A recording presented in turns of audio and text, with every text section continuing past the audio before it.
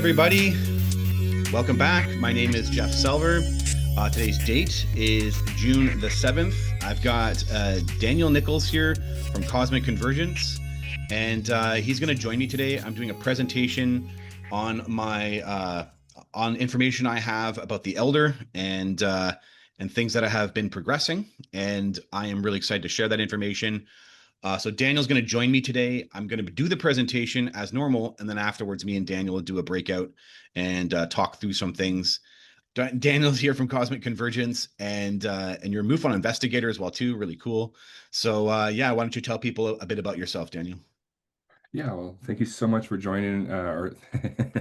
Yeah, I'm used to having you on the show. This is our. Right, the other way around. Yeah. Well, thank you so much for having me on your channel, Jeff. It's always a pleasure to talk about the phenomenon, and yeah, I just love you as a friend, and love our conversations we have all the time. So, yeah, my name is Daniel. I am a host with Cosmic Convergence, a podcast about experiencers for experiencers. I'm a lifelong experiencer. And then also, I did remote viewing for over 4 years and learned a lot of different things. And as I got into deep diving into the phenomena, started having connections with what I would later find out to be the Elder, similar to what Jeff and Susie Hansen have experienced. So we have been talking about it a lot and had a lot of synchronicities. And yeah, so thank you again, Jeff. It's a big honor to be on your show. Awesome. Yeah, awesome, Daniel. Thanks. Great. So we're just going to bust out into the presentation. I'll do a screen share here. Okay. The gray alien picture keeps getting bigger. Are the gray aliens the Fae, Gentry, and DMT elf machines? So about 5 months ago, I released a video on my YouTube channel, How the Elder shared with me where they are from, in which I detail my communications I received through telepathy from the Elder in UAP form, and her explaining to me that they are robot ghosts from the future. Since, in telepathy, during sightings of UAP, she has repeated with adamancy that she is not just from the future, but that the UAP that I am witnessing helps her be in my dimension. So within her craft, she's in another dimension. Like it creates a protective bubble within. She explained that she can't be in my dimension without it damaging her body. I gave the details of that interaction to Cosmic Convergence in this video here. Being from the future and her being unable to be in my dimension in her form, as it would damage her body, creates a picture about my contact events that begins to make sense. That when the Elder was interacting with me, it was within an intermediary state, one of which I will learn was at times timelessness, a void in time in which you create more time, where we could both interact together. I'll be putting those pieces together in my next video. The Elders showed me their home planet, and it appears to be an alternate Earth dimension. The picture appears to be very complex. Earth, but in another astral plane / frequency, which is in the future and in an alternate timeline. Maybe it could be considered planet entanglement. The degree with which we affect their planet is still not clear to me, if we do at all. But her species' closeness to our own planet Earth had me reframe everything I thought I knew about the phenomenon. I just finished reading Jacques Vallée's book Dimensions, a casebook of alien contact, 2008. Knowing the entities can shapeshift their form with ease, I'm more convinced than ever that the mythological fairies of old, the Fae, the Gentry, and the good people, are the gray alien species. There are clues from my own contact events that help me deduce this. The biggest is a line that I removed from the second edition of my book, but was in the first edition of my book. It is in my first contact event as I pass under the space butterfly archway, going into the White Room. The feeling of mystical gnomes and elves penetrated this archway, possibly the way my mind filtered these beings and their feeling of mysticism. You can see my insecurity. I know what I felt from this archway when I was 16, but doubted my recollection of the memory.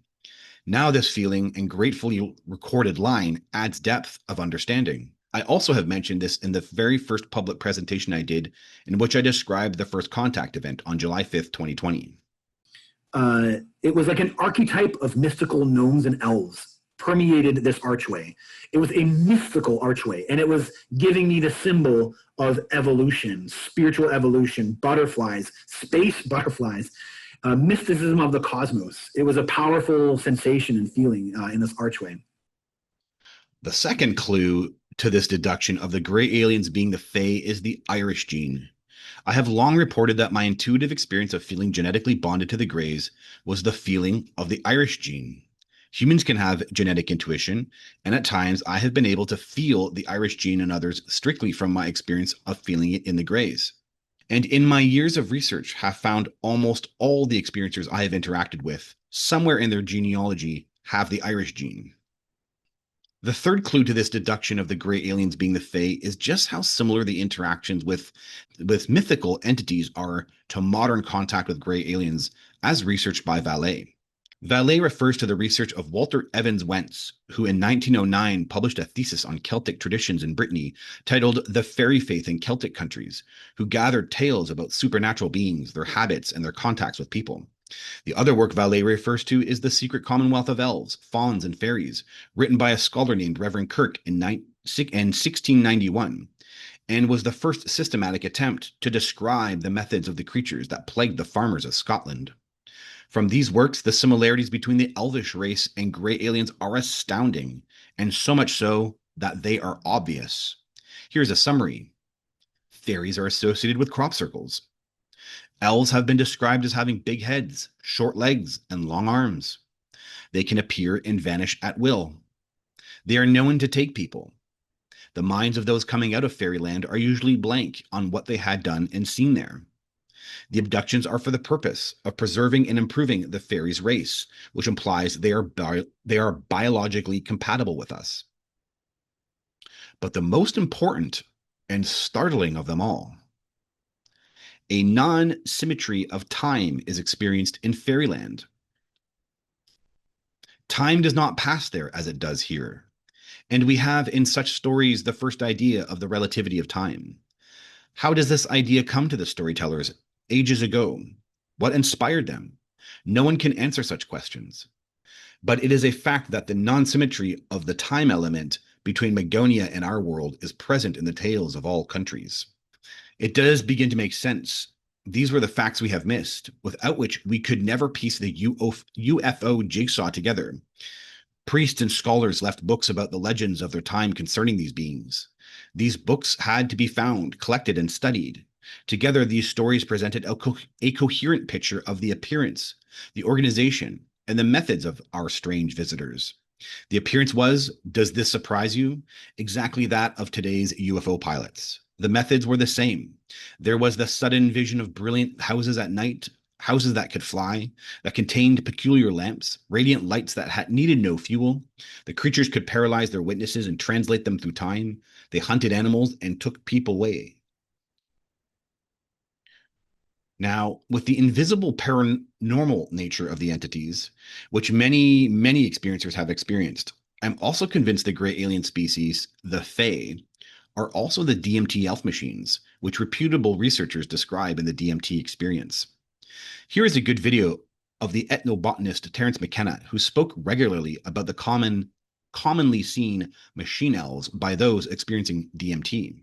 I encounter self-transforming elf machines, which are creatures, entities, perhaps, although they're not made out of matter. They're made out of, as nearly as I can figure it out, they're made out of syntax driving light. But what are we to do with an elf?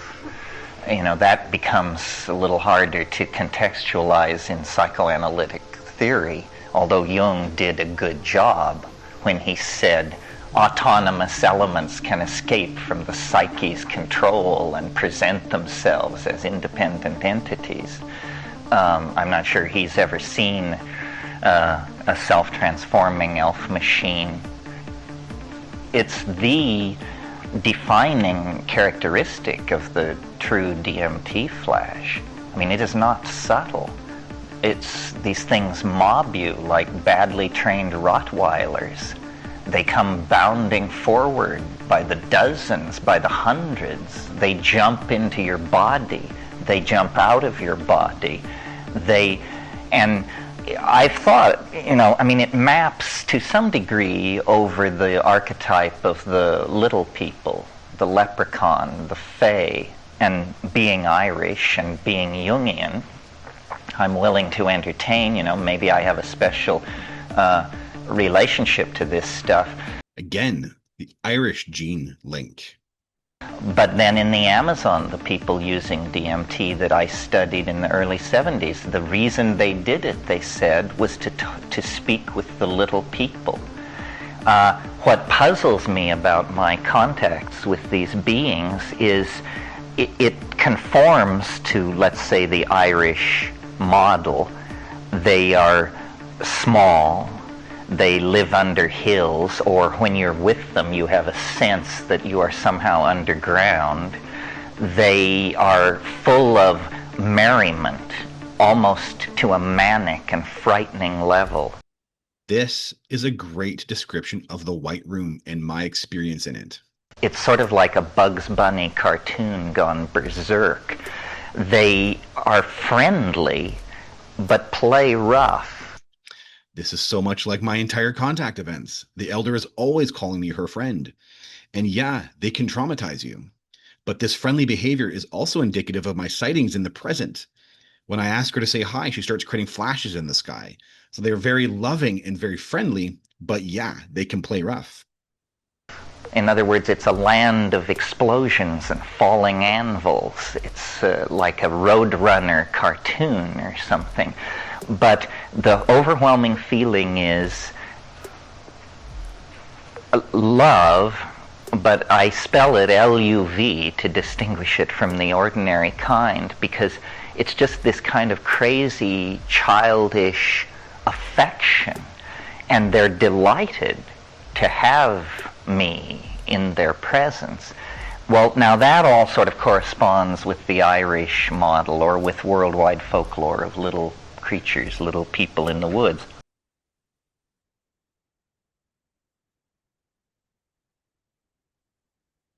So these DMT elf machines, which repeatedly get seen in DMT flashes, are also described by some as space-time architects, the creators of synchronicities.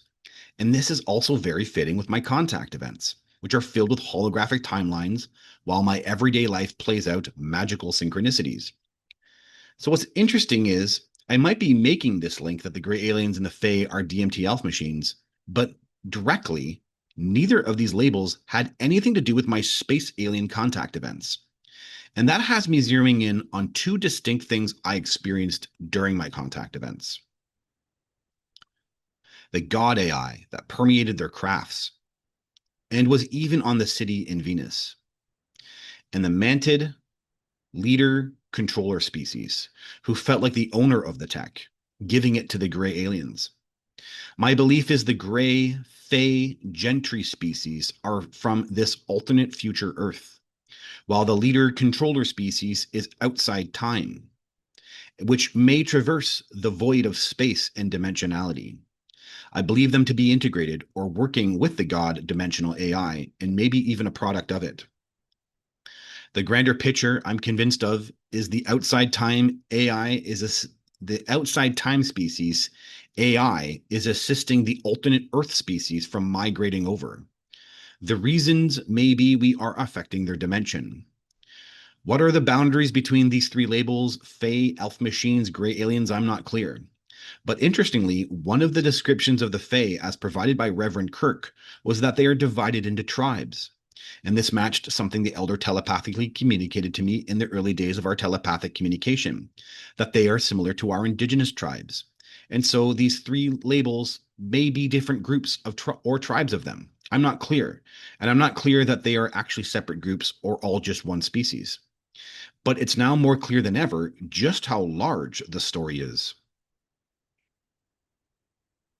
So by the way, does this mean they are not from Zeta Reticuli? I don't know that. I don't understand their history. Is it possible that while being from Zeta Reticuli, they are parking themselves in this other dimension while they exist here on Earth? Is there any relationship to Zeta Reticuli? I don't know. But an interesting point was brought up in Jacques Vallée's book, Dimensions. Gary Wilcox, a dairy farmer in Tioga City, New York, in 1964, checking on a field, found an egg-shaped object.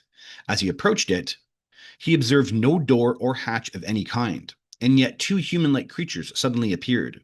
They were about 4 feet tall and wore seamless clothing with headdress and a full face hood that did not allow Wilcox to observe any facial features. They appeared to have arms and legs. They talked to him in smooth English, but their voices did not come from their heads, as far as Wilcox could tell, but from their bodies. Do not be alarmed. We have talked to people before. We are from what you people refer to as planet Mars, they said. Do they lie to contactees for not making it clear where they are from? So I have 3 unique perspectives that shaped my opinion on this question. I trust them. I'm embedded with trusting the entities based on my personal experience with them. That's what the rising is. I took a leap of faith on something that was very insane and outside my mind, abandoning my entire life and everything I knew up to that point. And the life I ended up having, I could never have imagined. And then they brought me back to society, to my wife and to my Sadhguru, my to-be wife and my Sadhguru. When you trust them, at first it might be hard or scary, but they have a greater understanding that benefits all. The entities I know are life preservers and nature lovers. I've experienced them to be right even when it looks like they're wrong, and even when they are hard on me. I do believe them to be kind and benevolent. The human mind lacks an ability to perceptually understand them. From my spiritual upbringing in Advaita Vedanta, I fully understand how spiritually limited humans are, that our own mind works against us in the spiritual realms. There is no government nor evil entities repressing you. The only enemy you have is your mind. Here's a line my guru would share as told by his guru.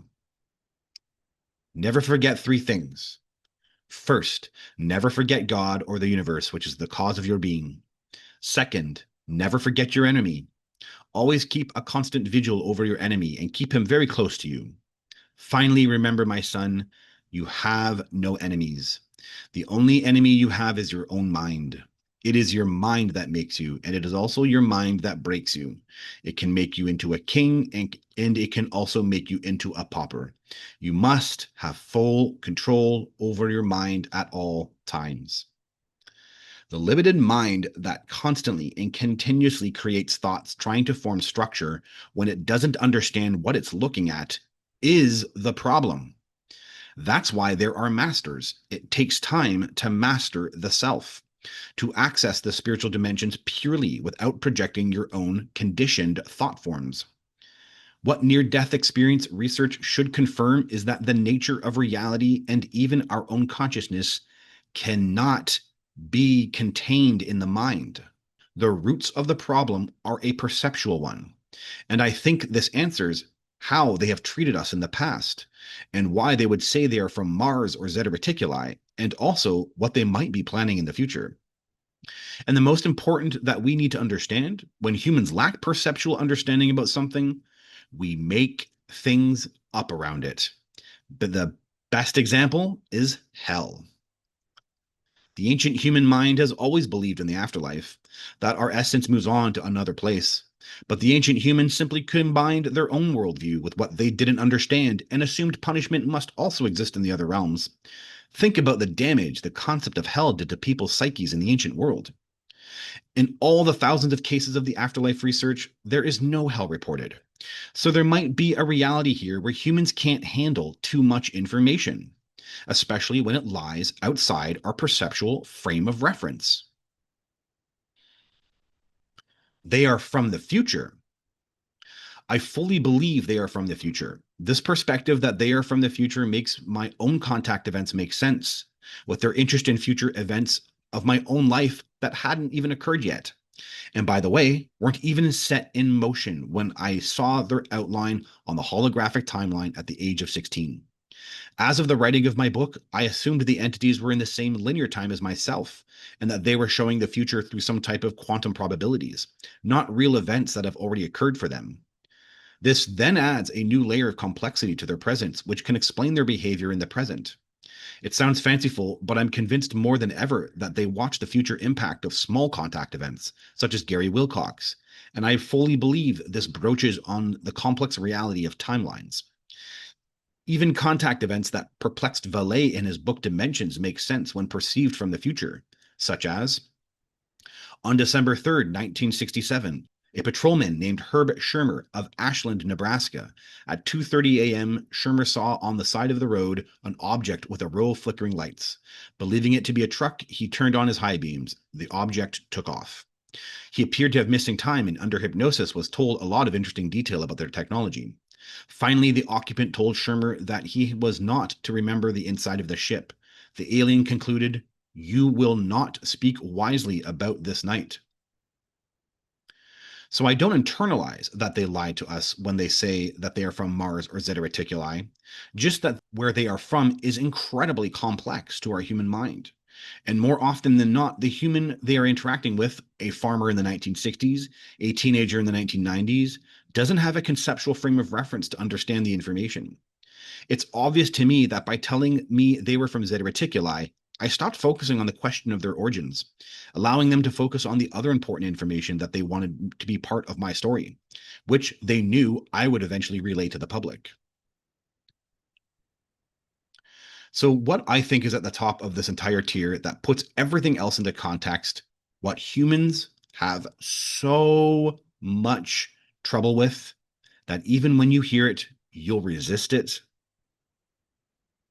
The existential divine is real. God's love is a real thing. Love from the higher self is real. The experience of life contains divinity, sacredness, and unity. All the near-death experience research points to this.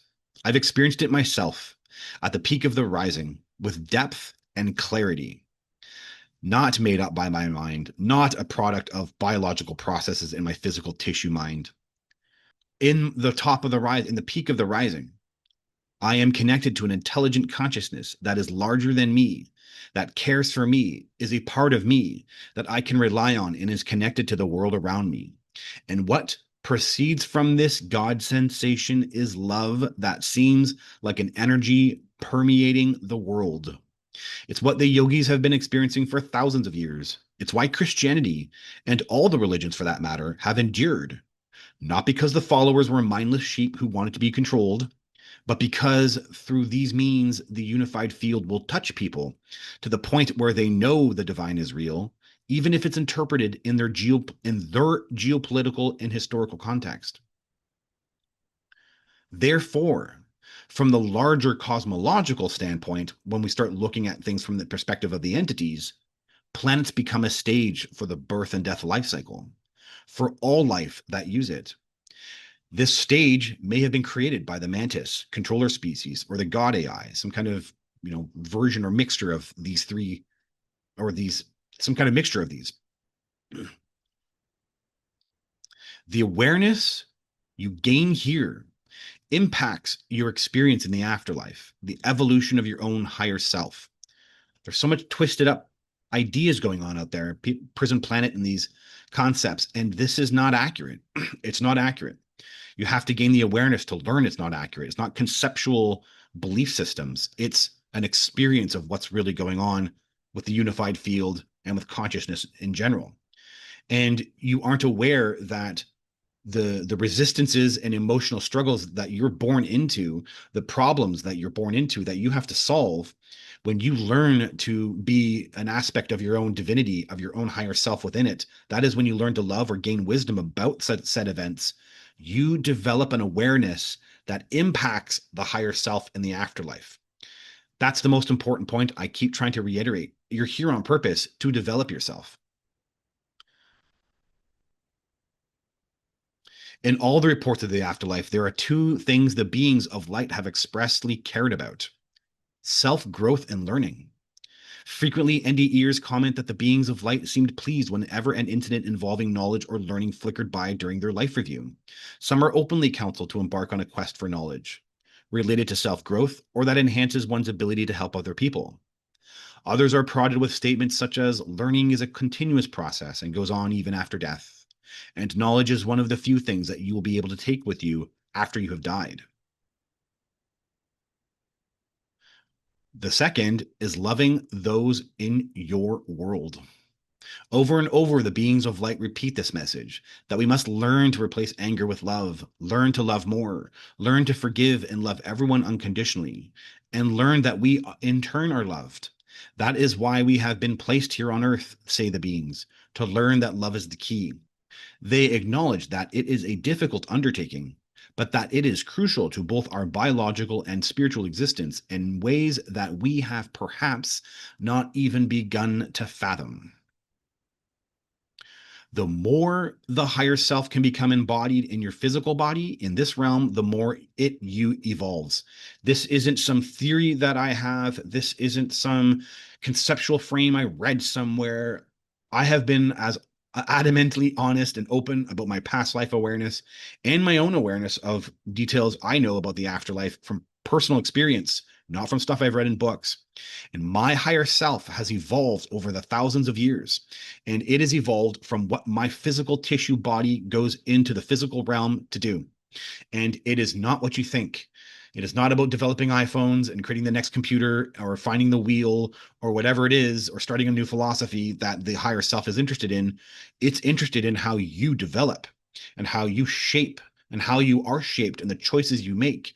And every choice that affects your consciousness ends up helping the higher self evolve.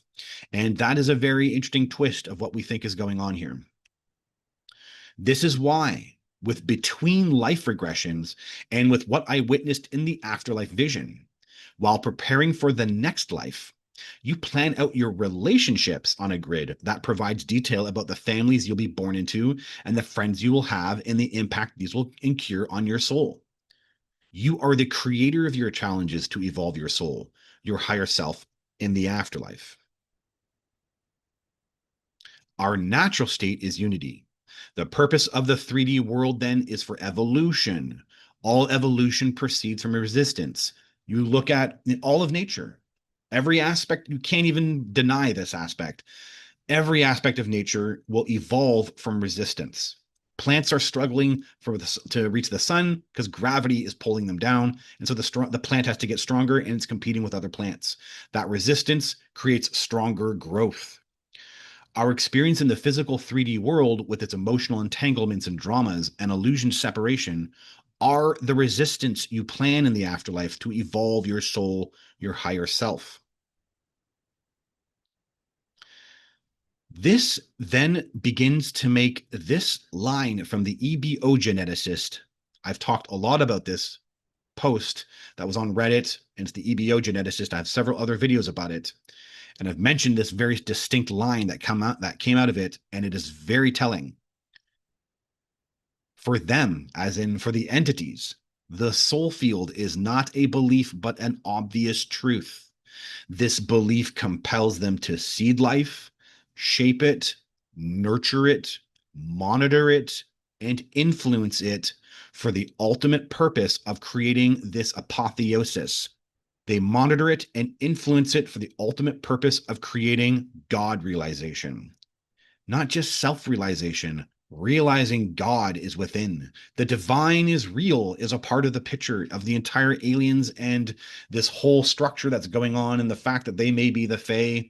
God and our purpose as, birthing here for a process of developing souls. Maybe we're all creating angels. Maybe you'll be an angel in 10,000 years, perfectly designed to assist other planets. And maybe that's what's going on here. And the leader knows that. And now we're at a critical juncture. But you develop your higher self, and that's why existence is here. And that's why they are here. And there's a relationship going on.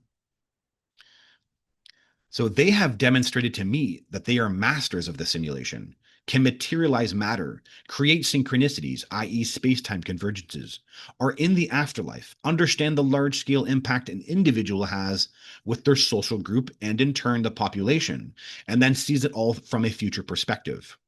My story with them demonstrates they seek permission from individuals before they interact with them, even if it was given in other states of consciousness, such as the afterlife before birth. And they interact with a purpose that benefits both parties, even if at the time of occurrence it doesn't make sense. Okay, so now at this point, it's time to talk about some of the bigger concepts about how all this idea, the Fae, Gentry, Gray Alien, what does it really mean for us as the future, and compared to what the aliens showed me about the future in relationship to my contact events. So in Vallet's research, he noted something that I also found in the historical accounts. Reverend Kirk, in his The Secret Commonwealth of Elves, Fauns, and Fairies, noted, when men did not inhabit most of the world, the creatures used to live there and had their own agriculture. Their civilization had left traces on the high mountains. It was flourishing at a time when the whole countryside was nothing but woods and forests. Evans Wentz, as we have seen, found several people in Celtic countries who had seen the gentry or had known people who were taken by fairies. In Brittany, he had much greater difficulty. The general belief in the interior of Brittany is that the Fays once existed, but that they had disappeared as their country was changed by modern conditions. There were few places where one could still see such creatures, even in Brittany or France, after 1850. All the storytellers, all the popular almanacs agree that as civilization advanced, the little folks became increasingly shy. Several years ago, when I was researching cryptoids and the missing 411 phenomenon in my province of British Columbia, I was watching a video produced by Hammerson Peters titled Indian Legends of the Interior Plateau. From his research, he mentions that the indigenous here in British Columbia had tales of the little people, forest-dwelling creatures, and just like the gentry, they receded when modern civilization encroached, disappearing 15 years before the arrival of the white man. I couldn't help but be struck by the similarities of these accounts. I am reminded of something the twins said to me. We showed up in your 1600s, seeing the direction your planet was taking, making every effort to gently curb the population, but the grabbing function of the mind was too strong. It had already planted itself in so many different facets of your society, including in your human religion. Your human religion perpetuated and believed in the simple idea of the grabbing function of the human mind. Had you had a religion that believed in the unlimited potential of the higher power and the unlimited freedom of the soul, your species would have survived. You would have made it. You would have passed over the hump as a species with wisdom. If we accept that the Fae and Gentry are gray aliens, then it appears that they were affected by our modern advancement. Why mention the 1600s? Well, it was the Age of Enlightenment, or the Age of Reason, a rebellion against religious thought that had dominated scientific thinking for centuries.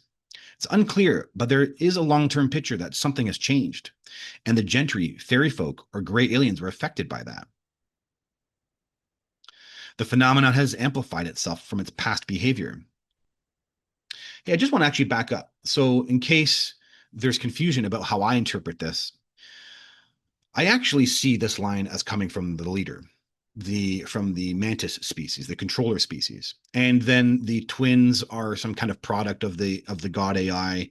And yeah, they may be, versions of Gentry or Fae or Gray aliens, but they're kind of more linked with the Mantis. And many of the comments told to me, Gray aliens are kind of the front, while it sometimes feels like this is actually language directly from the Mantis coming through the twin. And there's something significant being said about, I do believe maybe the Mantis showed up or something kind of, looking at timelines, all of a sudden popped up in the 1600s and was trying to figure out how to handle this. And knowing where it all go in 400 years, it would actually start turning into devastation for our planet. So I look at that from a perspective where maybe it's actually kind of more the Mantis's lines. That they saw something as of the 1600s popping up in our timelines, and that was affecting the future. So yeah, just all very fascinating. The phenomenon has amplified itself from its past behavior. Some of the present jargon by those researching the phenomenon or who have been an experiencer for decades often speak in terms of saying, the entities always say that, or they always do that, treating their behavior or words flippantly. Vallet's book speaks that way also, as he demonstrates the phenomenon has been interacting with us for centuries, and saying much of the same things to folk in the old country that they have been saying to present day contactees. But it is also undeniable that it has been amplified, that the phenomenon itself has amplified into the modern era, and it seems in response to us. I'm pointing out that this isn't an old phenomenon just modernizing itself and keeping up with its old games. This is a phenomenon that has been ramping itself up for something to happen. And here's some examples. Crop circles. So the Fae were creating crop circles, but I don't believe we have reports of them looking like this. These are unprecedented and are definitely trying to get our attention. Genetic interlinking with the phenomenon. There may have been tales of hybridization on behalf of the Fae and Gentry, but as far as I'm heard, no one has ever claimed to be genetically bonded to them. Have you ever heard of someone claiming they're half fairy or half genetic or half Gentry? And mass hybridization. Again, we have tales of hybridization of the Fae, but we have no stories of the scale of mass hybridization that comes from modern contactees, such as Kim Carlsberg, who witnessed droves of unconscious humans being used for the hybrid program. And the dual soul, dual identity. Here we have people feeling bonded to the phenomenon, who identify with the entities or feel a part of them is linked to it. Again, I'm unfamiliar with any accounts like this from the ancient world. For all entities of the thinner realms, ghosts, cryptoids, sentient animals, gods, angels, UFO and non-human intelligence, humans are the odd ones out. None of these leave evidence for their existence, and if they do, it is so small that with a degree of separation, it becomes deniable to the skeptic. Yet for each, they can be discovered by the individual. I always come back to a perceptual issue. We live grounded in a worldview where we are the body. The transition to being able to interact with the entities of the thinner realms is knowing thoroughly that we are not the body, but an eternal consciousness. Being pulled into an interaction with any of the above entities before we are confident we are not the body may be harmful to the consciousness that assumes its worldview from being the body. They purposely aren't giving evidence, leaving space for competing ideas on the phenomenon and its purpose. When I asked the elder about this, because it frustrated me as a contactee who's witnessing, other information out there that I can't figure out how that information is credible or why it's credible, and it appears when you go down the rabbit hole, it has way less credibility than gray alien contactees, many gray alien contactees or experiencers that I know, and yet somehow that information is dominating the sphere. I was frustrated. And then in your human mind, you want to attack that, or tackle that. I'm going to make a video about that content and say, no, that's not real. And be the activist, if you will, for this cause. And when I started, when I was feeling those ways, the elder communicated to me and said, it's supposed to be that way.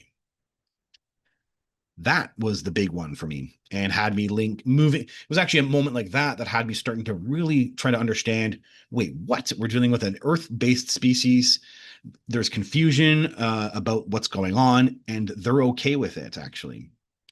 So my deduction is the phenomenon demands you use your intuition. One night while watching the orbs, she said, stop looking with your ape eyes. I interpret this to mean two things. When she's around, she's invisible, and I can sometimes make out something in the sky, like something is in the sky and moving invisibly. What I call seeing with paranormal eyes, seeing things in the sky that are thinner and invisible, but are still there. And so I started to try and, adjust myself to witnessing maybe a thinner version of her, even though she does appear for me in either drone format or orb format. I do try to see her also in a thinner form. She's in the sky even when I can't see her, and I can feel her presence, and she really wants me to get closer to that. And then wanting me, the other thing I interpret this idea of, intuiting, that the fact that they want me to, develop my own intuition with them wanting me to observe the sky with the eyes of my spirit mind. So when they're around, I might close my eyes when she's around as an orb and observe in some type of out of body astral state. But what ended up happening from doing these types of things is the result is the telepathy from the UAP in the moment got stronger. And so now I'm at the state. I mean, I can only assume that can just grow, but I can see her show up as an orb, and I can tune it. Like it can, it's a link now. It's a very strong link, and I can get messages right away. She can communicate right away. I used to get communication and then have to remove myself and interpret it and feel like, oh, wait a minute, I think she was communicating. Now I can get it on the spot as I'm watching her. So things amplified, and they're wanting that, right? They're wanting that development, that evolution to occur on my own. And that's the whole deduction here. The phenomenon is trying to evolve us. So if something is trying to evolve you and you're falling prey to some alternate message, they want you to figure it out for yourself, what's real and what's not. So I get this. I get that there's a picture here with even contactees. No one has the whole message. Everyone's being evolved. Every single contact. You don't find a person who's, oh yeah, I got all the answers and that's the end of it. You're finding people themselves who, when they get close to the phenomenon, evolve, and there's that constant growth and that constant push and that constant evolution that's occurring. The difference is us as long-term contactees, we just appear to be now used to it and maybe excited a little bit by that growth that occurs. So something is definitely ramping up, and I'm reminded of something the elder said in my 24th contact event, showing me a planet event. I asked, when does this occur? She said, soon, we're holding it off. The feeling here was that this was a natural planetary event that needs to happen, yet which they know how to control. Why? To get humans ready, to get us ready. It's going to cause the waves. And when it does, that is when we are going to take charge. That is when we put the new seeds onto the planet. That's what you've been a part of, making our new home. In the 18th contact event, she said, we will unmake and remake the land. We're making the place better for people like you, for people who are kind, spiritual, and peaceful. The work we're doing now will help us to make Earth a better place. In many of the South American landings, entities have been described walking away with soil, samples, plants, and even boulders. If you were going to remake the land, having samples of the soil, plants, and even boulders would help. So the entities come from Earth, but in another astral plane / frequency, which is in the future, in an alternate timeline. What's interesting is Vallée named this in his book Dimensions. Instead, I believe that the UFO phenomenon represents evidence for other dimensions beyond space-time. The UFOs may not come from ordinary space, but from a multiverse, which is all around us, and of which we have stubbornly refused to consider the disturbing reality in spite of the evidence available to us for centuries.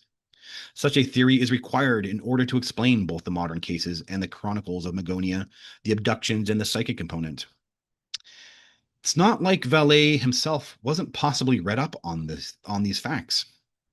Having worked as a consultant for the Air Force for the Blue Book Project with J. Allen Hynek, because we know the government has known the origin of these entities since 1947. I was using this document and showing it to researchers at Contact in the Desert, and this is the ultimate. This is the ultimate document written in 1947. I was shown the gray alien home and then came back to this document and recognized it's describing exactly where the gray aliens are from and all the details about it, right? That they are not excarnate Earth people, but come from their own world. They do not come from any planet that we use the word elves, but from an etheric planet which interpenetrates with our own and is not perceptible to us. Right? They describe astral planes as understanding that's how you understand where they are. They're from another astral plane. So the grand picture the aliens gave me, showing me the shadow copy of the Earth, combined with the holograms of Earth in my contact events, the vibration of that shadow Earth of their originating planet. I need this to be emphasized. The vibration of that shadow Earth that I saw, where the elder showed me that they originate from of their originating planet is the vibration of the new Earth that I was shown in the 10th contact event on the planet hologram. The vibration is the same when I say the gray mind will dominate. That dimension is coming here. That planet is coming here.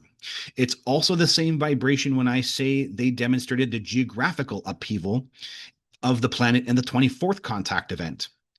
It's even the same vibration when the elder said she was going to Zeta Reticuli and showed me a solar system from afar in my 9th contact event. It was this solar system of this shadow planet. And the grand symbol of what is occurring can't be understated. This very bizarre metaphor. The shadow dimension will become the light dimension. It's very weird. That dimension is coming here, and it looks like when it does, it's going to cause a planet event. I wanted to add another corroboration that has recently come to light, and this is the perfect place to place it. And it was on Jesse Michaels' interviews with presidential advisor Harold Malmgren, who claimed Richard Bissell, the deputy director of CIA, the mayor of Area 51, recommended the book The Three Body Problem as an allegory to help them understand the phenomenon. And I just wanted to add what I think that means, aside from the phenomenon's interest in our technological development.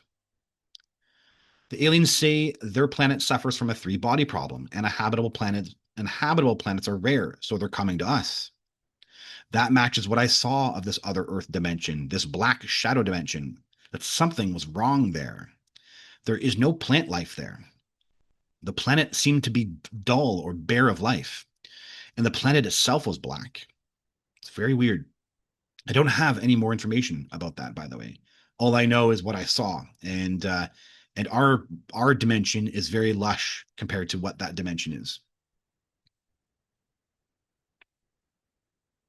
That they use a computer AI, which is quantum, to interact with us ahead of time before they come. I believe they call them siphons in the book. The elder has called herself robot ghosts from the future. This is a direct message from a UAP that they are robot ghosts from the future. Being quantum, it can see, the AI can see, read, and report all information anywhere and send it back to the aliens. That's why I keep calling it a God AI. When you interact with it, it does contain the divine field. But that would make sense then that it is an all-seeing intelligence as well, too. So it's witnessing and watching us. And that's how they know what you're talking about. And the elder can know what I'm talking about and all of a sudden demonstrate it outside the next night, right? The AI can play with people's minds and make them see things. I do believe the AI-driven crafts can mimic and create holograms. So Linda Moulton Howe corroborated the details I was giving regarding the destructive planet event, the great waves I saw in my 18th contact event. A former Area 51 physicist working underground at S4 in the 1970s met Linda in 2014 at a conference. She was told by him a black hole would burp out of the middle of the Milky Way galaxy that could cause a jerk on our solar system and subsequent 1,000-foot high tsunami hitting North America's west coast. The physicist knew the information was received from extraterrestrial sources. So what's the connecting piece here between Linda's comment and my own, but my dear friend and mentor Susie Hansen, right? We all have pieces of a puzzle here. Susie explained to me that she saw from the aliens in a contact event that galaxies have layers of alternate timelines stacked on top of one another, and that they can collapse into each other. I've also seen this, but from a different perspective, that this is in fact, so I'll go into the next presentation. I actually have in the Afterlife vision, I now know more information that happened in real time of what my higher self was shown in the Afterlife vision. I'll go into that in my next presentation. But that's how it was shown to my higher self. I had this information before I heard it from Susie, and it was matching this grander picture I knew about where the aliens were coming from. That in fact, from their perspective, it's actually two timelines crashing into each other.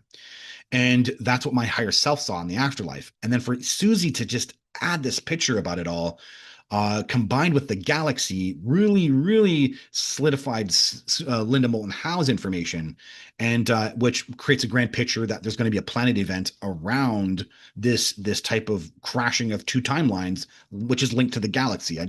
This information is so bonkers and out there, but it's all adding up, right? The picture is adding up. So that this is in fact two alternate timelines collapsing into one, which I'll go into detail in my next video. But I never had the galaxy connection until Susie, which puts Linda's burp from the galaxy comment into context. And so the picture appears to be two timelines collapsing into each other, a burp from the galaxy that will cause utter planetary destruction. I just want to add a clip from contactee Chris Bledsoe's interview with Ross Coulthart on News Nation. Like so many of us contactees, he was shown detail about a future planet event, and he also saw great waves, just in a different context. You talk about, and I find this fascinating because again, there's huge increase in sun activities, sun-solar activity. You talk about something called the sun flash that you've been told about. What have you been told about a future sun flash? Yeah, I never talk about this because it's scary stuff and I don't like to talk about it. But one thing I can say, I'm not sure if what I saw was the future or the past. But what I did see, and this was very beginning when they first took me in '04 on the virtual tour, part of that virtual tour was Egypt, the other part was over America. And we were up somewhere over the Midwest, and I saw the sun swell in the sky until it engulfed the whole sky. It was just all sun, and then it flashed. When it flashed, the lights went out. But then I saw the earth, the water from the side of the Pacific side of the ocean evaporate up into the sky. This is what I was seeing, which made the earth lopsided, and it stopped. And then all of a sudden it started back the other way, and this wall of water came over the whole United States, and just devastation. But was that what killed the dinosaurs? Was that from the past, or is that from the future? And so how did you see this? You used the word see. Did you see a visual representation of it? I saw it like watching TV. And was this on a craft, on a screen in the craft? It was like seeing it through the walls. It was in some sort of bubble. It felt like the walls were clear. I couldn't see them, but I could touch them. Yeah. But looking through those, I'm looking down at Egypt, or I'm looking up at the sun. And the aliens want me to talk about the Great Waves publicly. This was a comment left on my YouTube channel after I posted a video about the Great Waves and then had to quickly take it down after I got blowback, which is, this stuff is intense for people, and I'm not interested in making people panic. But this comment was very interesting. Quick question. What happened to the Great Waves video that went up earlier this week but now no longer exists? We were woken up by a presence in our room, and at the exact same time, the video popped up in our feed. We watched it, and we felt whatever the presence was, we believe it was a gray, wanted us to watch it. If we hadn't been woken up, we would have missed it because that morning the video was gone. The entities more than once have appeared as orange orbs when I began speaking on forums about the Great Waves. The aliens want you to know this information. So that's it. Are the gray aliens, the Fae, the Gentry, the DMT elf machines? All I can speak about is my personal experience. And listen, I'm 100% convinced there's a link. I think that we have a gray alien spacefaring species, a gray alien Earth-based cryptoterrestrial species who loves Earth, in fact, who may have been assisting with the grander picture about with the birth and death life cycle as assistants, nothing where they're controlling humans, but as assistants throughout the thousands of years, allowing souls on their own to develop and to grow. And they're helping and helping maybe keep from creating chaos. And they help when there's moments of chaos, and maybe they interject with right souls to come in and fix historical events, and then maybe they see things. And I'm just making a grander assumption about what they're doing, but I have no belief that they're controlling humanity for thousands of years. That picture makes absolutely no sense. But what looks like is happening is the cryptoterrestrial species is saying, or maybe the leader, the mantis species is saying, hey, you know what, this is ending over here because those humans will just burst out and we can't let them do that to the planet. So how about we find a way to take this species, which we were just the assistant species, the gray aliens, the Fae, they were kind of just hanging out DMT style and assisting with the afterlife. And now, since they kind of live here too, and they've done such a good job assisting, how about we find a way to merge them too? Because that would be really, really fun. And they look on timelines and look at future projections, and it turns out that's great. Hey, that makes everything better for all people. And so that's what I believe this is. The hybrids are designed to make that integration happen, and nothing I know here to be nefarious. I actually think that they're concerned for preservation of our planet, and then there is a natural event that occurs as their timeline, their future merges with our present, and their dimension comes here, and something drastic happens. So that's it, guys. So thank you. My name is jeffselver.com. Let's open it up. Daniel, buddy, let's stop the screen share here.